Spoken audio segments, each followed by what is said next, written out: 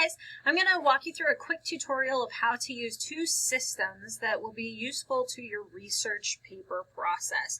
The first system is Google Scholar, and the second is the FVCC Library Databases. Most of you guys are probably going to start out just using Google to find your basic general information. So I'm going to just type one of my research questions in here. Okay. So this is going to bring me some general information. It's from the CDC, the Mayo Clinic. This one looks like it's a journal article. This is medicalmit.edu. Study summarizes. This is a medical news site. You can see some sort of clickbait type articles, right? I guess that's scoping review. Stuff from the AARP. Okay, so all of this is sort of broad general information. It might tell me some things about masks, but it's not going to be as deeply focused on how and why masks work. Okay, so I am looking for deeply expert information about how useful masks are. You are looking for expert information about your topic, about why and how it works, so that you can understand it to a degree that you can explain it to a readership. So once you've done some of this preliminary reading, like this one here, is it time to ditch your cloth mask, right? We don't want to stick that on a references page. So once we've done a little reading and discovered some keywords, now it's time to take our research somewhere more professional. Okay, so we're going to go to scholar.google.com. Okay, this is Google Scholar. Google Scholar provides you with articles about your topic that have been written by experts and published in expert sources. Okay, so if we put in here the same question, we're going to get a whole bunch of articles. Some of these are ones I've already used. This one from Conda, this one right here from McIntyre. I'm looking at this one just for some additional information. Notice that McIntyre's here too. Okay, I use this one. So these are articles that are very useful. They're very closely related to the information that I'm researching. There are some things that you can do with Google Scholar to make it even more effective. One thing you can do is to run what's called a Boolean search. This is where you use special search terms to look for articles that have a very particular focus. So for instance, I can do this. I'm looking for how easily air goes through the mask. This is a keyword that's showing up in my articles. Air permeability. How easy is it for air to go through it? Filtration efficiency. How well does it capture, right, collect and pull particles out of the air? It's another term. Okay, and masks. Now this is masks in general. I could also focus it around cloth masks. Now these ands tell it that I'm looking for articles that include all three of these keywords.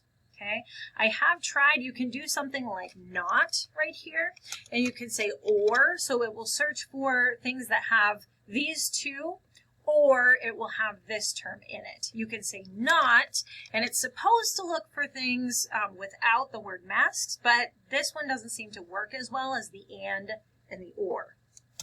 Okay, so I'm going to go ahead and do a search here, and you'll notice that we're looking again at articles that I've already used. So this has, this brings you very relevant, very useful information, and you can start reading through these.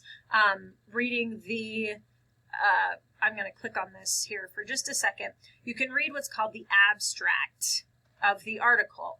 Okay, so I can go in here and kind of read generally what the article is about, and if it seems useful to my paper, then I can use it. If it doesn't seem useful to my paper, I can come back here and I can read the next abstract.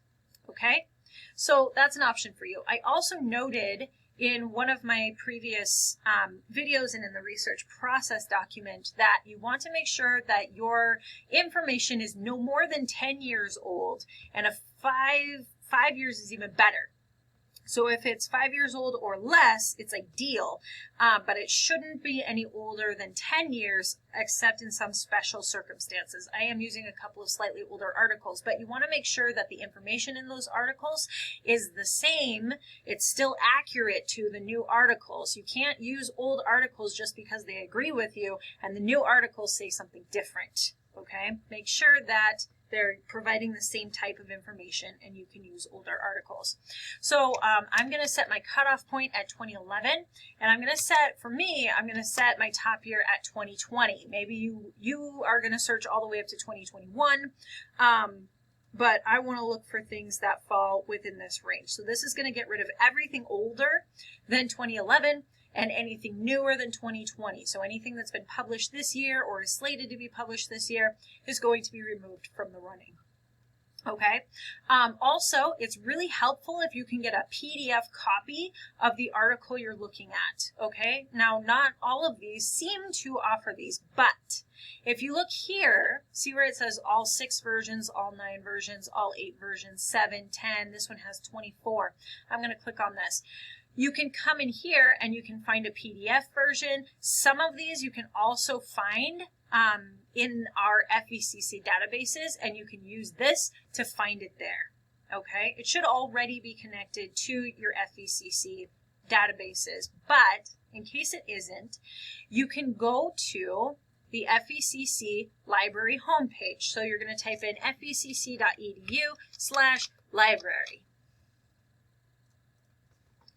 The library search system functions in a very similar fashion. So you can either search your research questions directly and see what it comes up with.